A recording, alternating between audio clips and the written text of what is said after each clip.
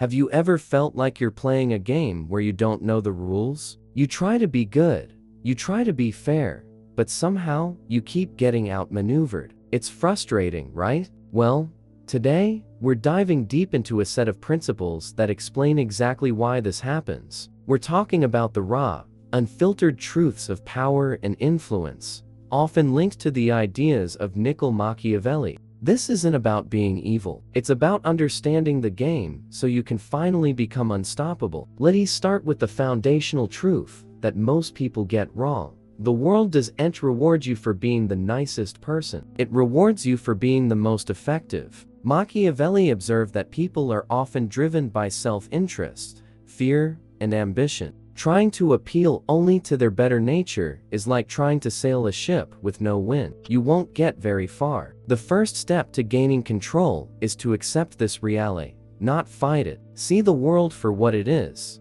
not what you wish it were. This clear-eyed view is your first and most powerful weapon. Now, let's talk about perception. Machiavelli famously said it's better to be feared than loved if you cannot be both. People often misunderstand this. It's not about being a tyrant. It's about commanding respect. Love is fickle. It can turn on a dime, but a healthy level of fear of your competence, fear of your resolve, fear of the consequences of crossing you is a much more stable foundation for influence. Think of a great leader or a successful CEO. Their team might like them, but more importantly, they respect their authority and their ability to make tough decisions. That respect is a form of fear. So how do you build it? By being decisive, consistent, and by demonstrating your capabilities relentlessly. The next principle is about strategic detachment. This is the alpha control part. An alpha isn't the loudest or most aggressive person in the room.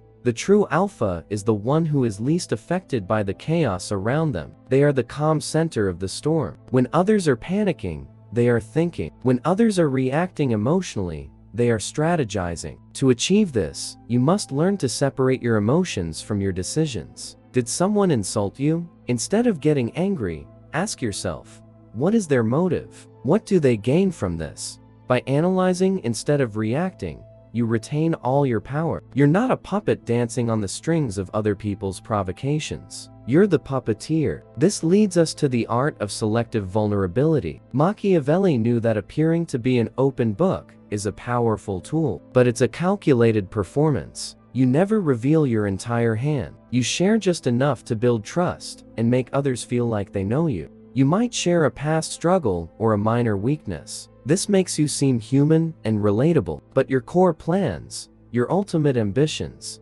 your deepest strengths, those are kept under lock and key. This creates an aura of mystery and makes you unpredictable. People can't counter a move they don't see coming. Let's apply this. Think about a negotiation. The amateur lays all their cards on the table, hoping for fairness. The master, guided by these principles, listens more than they speak. They project an image of calm confidence. They might share a small, irrelevant concession to build rapport, making the other party feel like they're winning. But they never lose sight of their true objective. They control the emotional temperature of the room, guiding the negotiation to their desired outcome, all while the other person thinks they're in charge. That is the essence of alpha control. Another key law is to understand the nature of alliances. According to Machiavellian thought, there are no permanent friends, only permanent interests. This sounds cold, but it's a pragmatic truth. People and organizations will align with you as long as it benefits them. When that benefit disappears, so does the alliance.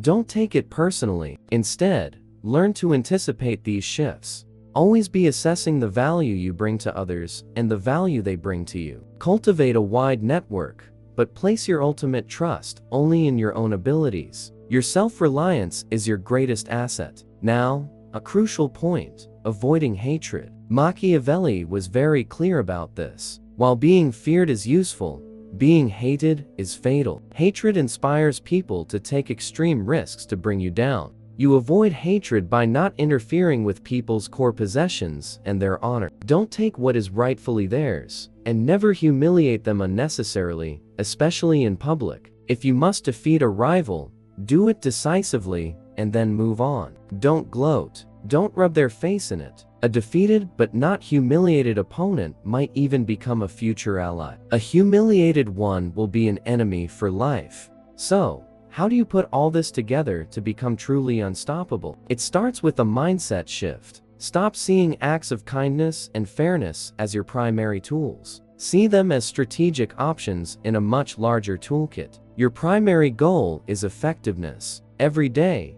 practice emotional detachment. When you feel a strong emotion rising, take a breath. Analyze the situation as if you were an outsider. Ask, what is the most strategic move here? Not, what do I feel like doing? Practice strategic communication. Before you speak, think about the effect you want to create. Do you want to build trust, project authority, gather information? Tailor your words and your delivery to that goal. And finally, build your fortress of self-reliance. Continuously improve your skills, your knowledge, and your resources.